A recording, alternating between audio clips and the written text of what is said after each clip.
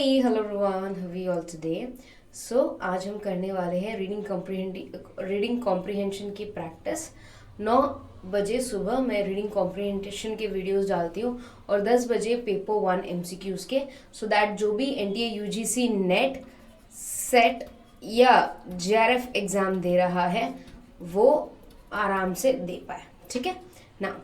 ये मेरा पूरा डिटेल्स है। अगर आप मेरे बारे में कुछ भी नहीं जानते, मेरे बेसिक डिटेल्स, मेरी हिस्ट्री, मेरा education background and everything, it's here. आप आराम से इसको बाद में पढ़ सकते हैं। आज हम करेंगे एक पैरा। ओके, तो पैरा स्टार्ट करने से पहले मैं बता दूं, मैं पैरा सिर्फ इंग्लिश में पढ़ूंगी, बट हिंदी में आपके सामने आप चाहो तो पढ़ सकते हो। So let's start. Read the given passage carefully and answer the questions that follows. Okay?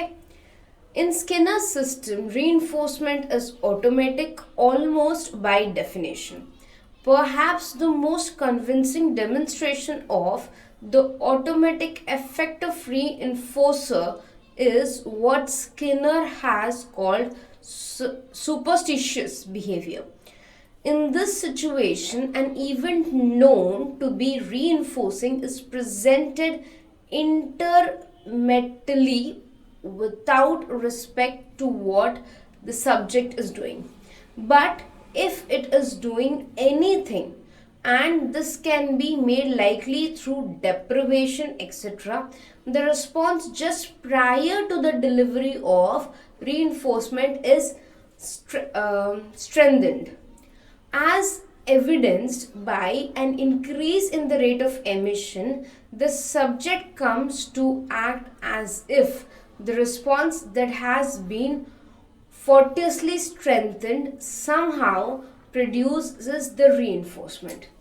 अब अगर आप ये बहुत अच्छे से, मतलब फर्स्ट पेज ही है, अगर आप एक ओवरव्यू भी ले लेंगे तो आपको पता चल जाएगा it is a difficult para, it is not a very easy para, because many of the words जो आप पढ़ रहे होंगे आपको उनका अर्थ नहीं पता होगा. So one of the tricks is, अगर क्वेश्चन पेपर हिंदी और इंग्लिश दोनों में है तो आप हिंदी में पढ़ के उसके थोड़े से वर्ड्स निकाल पाएंगे. अगर आप हिंदी में पढ़ रहे हैं तो आप इंग्लिश में पढ़ के थोड़े से वर्ड्स निकाल पाएंगे. बट जितना मैंने समझा है पूरे पैरा से, मैं आपको एक कंक्लूजन दे देती हूँ. यहाँ पर स्किनर सर के सिस्टम ऑफ रीइंफोर्समेंट की बात हो रही है. कभी भी जब हम बात करते हैं ऑफ कॉज एंड इफेक्ट या वेरिएबल्स के बारे में, डिपेंडेंट एंड इंडिपेंडेंट वेरिएबल, तो यहाँ पर हम एक पैटर्न फाइंड आउट करने की कोशिश करते हैं. जैसे अगर सपोज अगर आपने थ्योरीज ऑफ टीचिंग पढ़ा होगा तो उसमें आपने ये ज़रूर पढ़ा होगा कंडीशनिंग. कंडीशनिंग में क्या होता है, एक डॉग के ऊपर एक्सपेरिमेंट किया गया था जहाँ पर एक डॉग को बेल बजाने के बाद खाना दिया जाता था, और धीरे धीरे जब डॉग को पता चलने लगा कि बेल बजने के बाद ही मुझे खाना मिलेगा, तो डॉग ने क्या करना स्टार्ट किया, उसे याद रखना स्टार्ट किया. और धीरे धीरे क्या हुआ, जैसे ही बेल बज जाती थी तो डॉग के मुंह में अपने आप सलाइवा, लार जनरेट हो जाती थी, जबकि खाना उसने देखा भी नहीं होता था, सूंघा भी नहीं होता था. बट हाँ, उसने एक माइंड बना लिया था कि जैसे ही घंटी बजेगी मुझे खाना मिलेगा. तो इसे हम कहते हैं कंडीशनिंग. यहाँ पर कुछ उसी तरह की बात हो रही है कि हम सिचुएशन में, एनवायरनमेंट में कोई ऐसी चीज़ लेकर आएंगे जो बहुत ही नॉर्मल होगी, और सामने वाला स्टूडेंट या सामने वाला पार्टिसिपेंट धीरे धीरे उसके ऊपर रिएक्ट करना चालू करेगा एकदम नेचुरली. जहाँ पे हम कुछ फोर्स नहीं कर रहे हैं, हम कोई ज़बरदस्ती नहीं कर रहे हैं, वो चीज़ नेचुरली आ रही है इन योर रूटीन. ये बात बोली गई है फर्स्ट पैरा में. अब नेक्स्ट पैरा देखते हैं. This occurs even though the reinforcer is actually delivered by mechanical device that is no way responsive to the subject's behavior. The automatic effect of reinforcement is also illustrated in Skinner's effective technique of shaping behavior.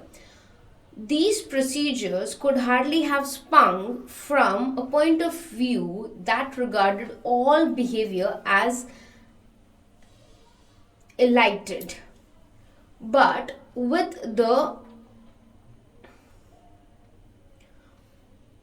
organism viewed as emitting the varied responses already in his repertoire, it was an easy step to conceive of shaping. If the observer simply controlled the quick presentation of reinforcer, then he could strengthen any behavior the organism happened to emit.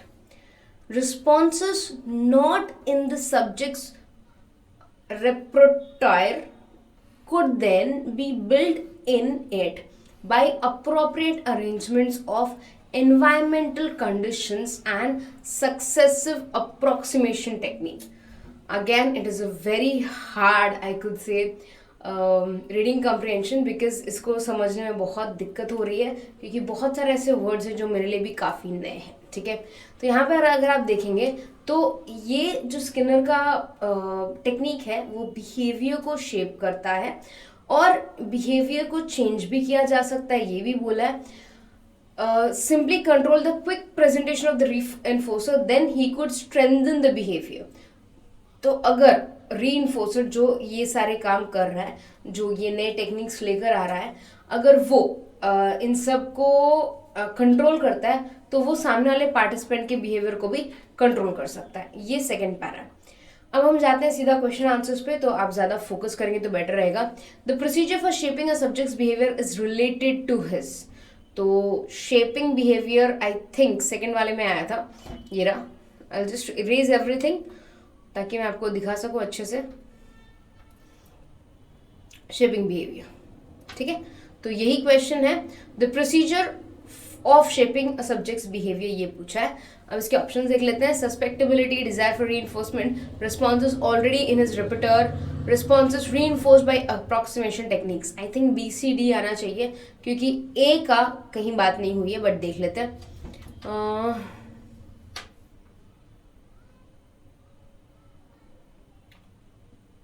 Responses already in his repertoire means repetition.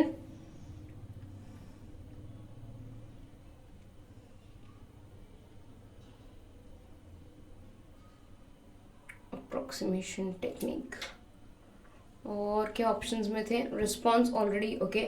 Desire for reinforcement, responsive reinforcement by approximation technique. Okay. Successive approximation technique की भी बात हुई है. Reinforcement, ये third option, ये तो नहीं आएगा. So let me just right it down for you here. ये तो नहीं आएगा. डिजायर फॉर रीइंफोर्समेंट भी नहीं बताया गया. C ऑप्शन है, D ऑप्शन है. B ऑप्शन एक बार देख लेती हूँ. डिजायर फॉर रीइंफोर्समेंट, आप यहाँ पे ध्यान से पढ़िएगा. From this particular point two this particular point, यहाँ पर रीइंफोर्समेंट के बारे में कुछ बोला है क्या? इफेक्ट ऑफ रीइंफोर्समेंट है, बट क्या हम एक्चुअल में रीइंफोर्स कर रहे हैं? If the observer simply control the quick presentation of reinforcer, reinforcing नहीं कर रहे हैं हम लोग. नहीं, रीइंफोर्समेंट नहीं है. तो आई थिंक C और D आंसर आना चाहिए. The correct answer is C and D. आपको थोड़ा सा ज्यादा फोकस करना था, बहुत ही इजी क्वेश्चन था. यहाँ पर क्या पूछा गया था कि अगर आपको एक सब्जेक्ट या एक स्टूडेंट का बिहेवियर चेंज करना है तो उसका क्या तरीका होगा. यहाँ पर उन्होंने क्लियरली दे रखा है, रियली सॉरी, यहाँ पर ये द ऑटोमेटिक इफेक्ट से आप पढ़ना चालू करेंगे और अप्रॉक्सीमेशन टेक्निक तक जाएंगे तो आपको पता चलेगा यहाँ पर दो की ही बातें हुई हैं. हाँ, यहाँ पर रीइंफोर्सर की बातें हुई हैं, ये रहा रीइंफोर्सर, बट रीइंफोर्सर अलग है, रीइंफोर्समेंट अलग है. रीइंफोर्सर एक पर्सन हो सकता है, रीइंफोर्समेंट एक तरीका होगा, तो ये दोनों चीजें काफी अलग है. इसलिए option number C and D is the right answer. So ये बहुत ही इजी था अगर आपने पूरा पैरा थोड़ा सा भी ध्यान से पढ़ा होता.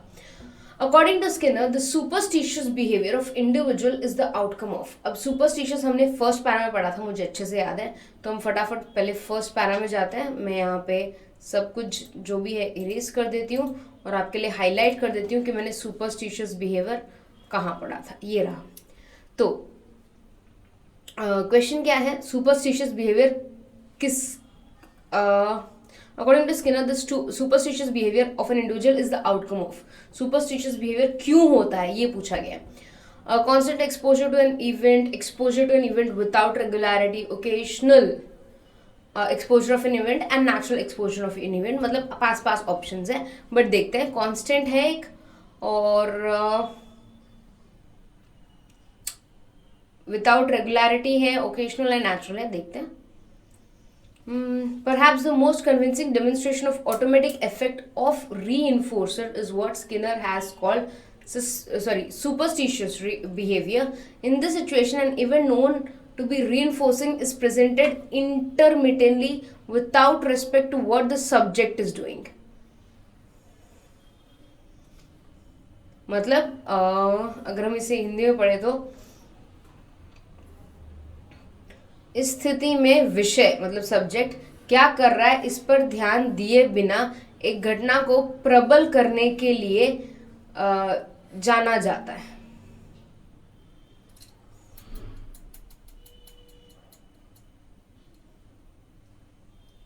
इंटरमिटेंटली हो जाएगा प्रबल करने के लिए.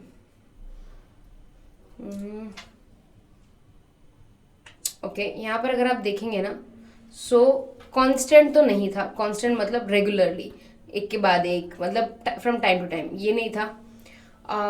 ओकेशनल भी नहीं बोला गया, नेचुरल भी नहीं बोला गया. I think second is the right answer, but let's check. Second is the right answer. तो यहाँ पर आपको थोड़ा सा आइडिया लगाना पड़ेगा तो ही आपका काम बनेगा.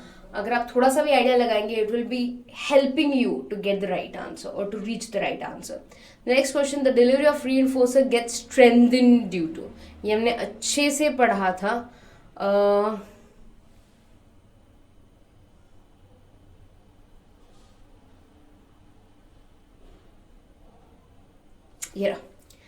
The response just prior to the delivery of reinforcer is strengthened due to, किस लिए होता है, as evident to an increase in rate of emission. Okay, rate of emission है, देखते हैं. Rate of reinforcement, the subject involved in the event, factors such as deprivation, use of mechanical device. The delivery of reinforcer gets strengthened due to.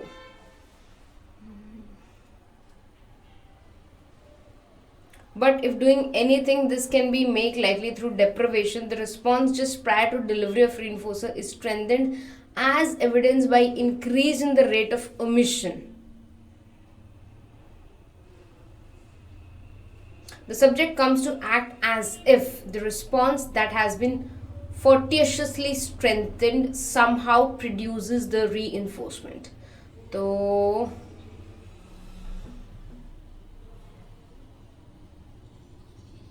ये तो नहीं आएगा कि भाई reinforcement करने से रीइंफोर्सर की स्ट्रेंथ ज़्यादा होगी, नहीं.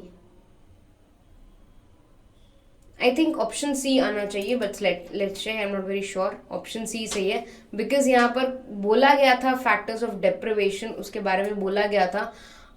But if it is doing anything and that is made likely through deprivation, the response just prior to delivery becomes more strengthened. तो इसलिए उसका आंसर ये है. कई बार एग्जाम में आप कंफ्यूज हो सकते हैं, तो आपको क्या करना है, आपको बस भरोसा रखना है, पूरा पैरा पढ़ना है, अपने दिमाग नहीं लगाना, सिर्फ जो पैरा कह रहा है उसको फॉलो करना है, that's it.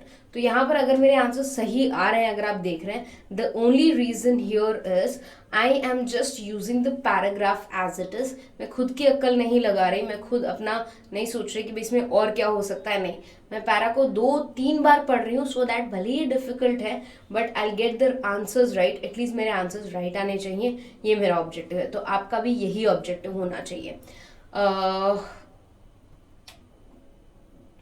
Fine, last question है. The response that are not in the emission list of the subject can be observed by. So responses that are not in the emission list. Yeah. Increase in its rate of emission, the subject come as it is. The response that has not been fortuitously strengthened somehow produces the reinforcement. So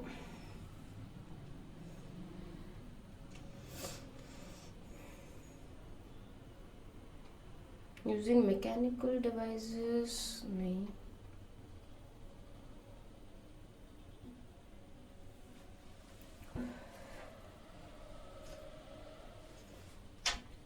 But if it is doing anything that could be made likely through deprivation, the response just prior to the delivery of the reinforcer is strengthened as evidenced by an increase in its rate of omission. Delivery of reinforcer के बारे में बात हुई है. Okay, देखते हैं.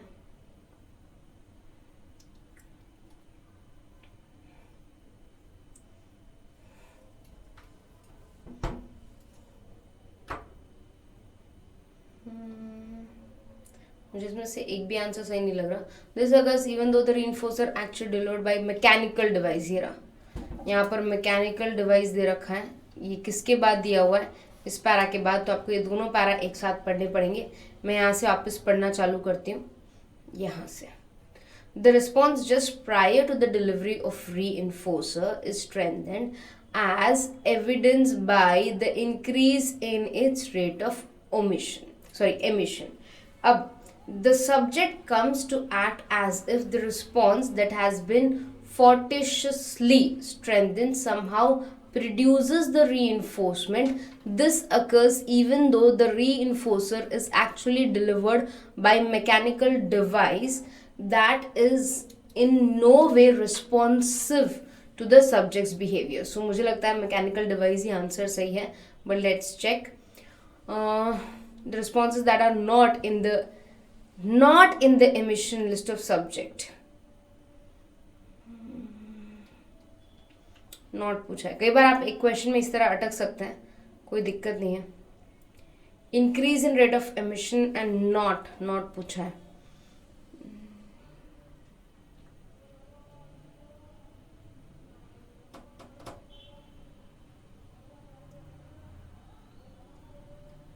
I'm not very sure. इसका guess करते हैं. Creating suitable environment conditions. Okay, क्योंकि इसका कहीं मेंशन ही नहीं था. बाकी ये दोनों चीज़ें तो मेंशन थी फिर भी, बट यस ये कुछ मेंशन नहीं था, तो शायद इसीलिए नॉट में ये आया. ओके, एक और क्वेश्चन है. The example of mechanical device reinforcement the subjects behaviour demonstrates. Okay, mechanical device के बारे में हमने अभी बात की थी. This occurs even though the reinforcer is actually delivered by mechanical device that is nowhere responsive to the subject's behavior. The automatic effect of reinforcement is also illustrated in Skinner's effective technique of shaping behavior. These producers could hardly have been sprung from point of view that regarded all behavior as enlightened. But with the okay, let's see.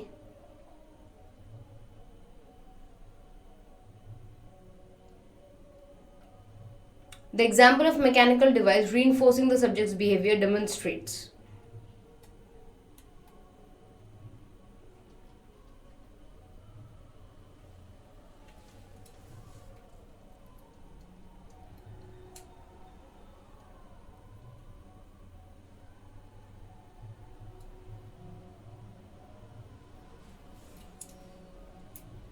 Okay, वापस पढ़ते हैं यहाँ से. From this particular point to this particular point. ठीक है, तो यहाँ से यहाँ तक वापस एक बार पढ़ते हैं बहुत ध्यान से. This occurs even though the reinforcer is actually delivered by a mechanical device that is in no way responsive to the subject's behavior. पहली बात, the automatic effect of reinforcement is also illustrated. तो अगर आप यहाँ पे देखेंगे ना ध्यान से, तो the automatic effect of reinforcement अगर इसकी बात करें इज ऑल्सो, अगर ऑल्सो की बात हो रही है तो ये इसी से रिलेटेड हो रही है. तो आई थिंक ये आंसर आना चाहिए, but let's see what is the answer. Okay, this is the right answer. Option number 1 he right answer है, क्योंकि इल्यूजन के बारे में कहीं बात नहीं हुई है. थर्ड वाले की बात नहीं हुई है, ठीक है, और ना फोर्थ वाले की हुई है. बिलीफ की बात नहीं. देखो, इल्यूजन हमने नहीं पढ़ा, डिस्क्रिपेंसी नहीं पढ़ी और बिलीफ नहीं पढ़ा, तो इसीलिए आंसर ए है. और उसके बाद में ए को क्लियरली मेंशन किया गया.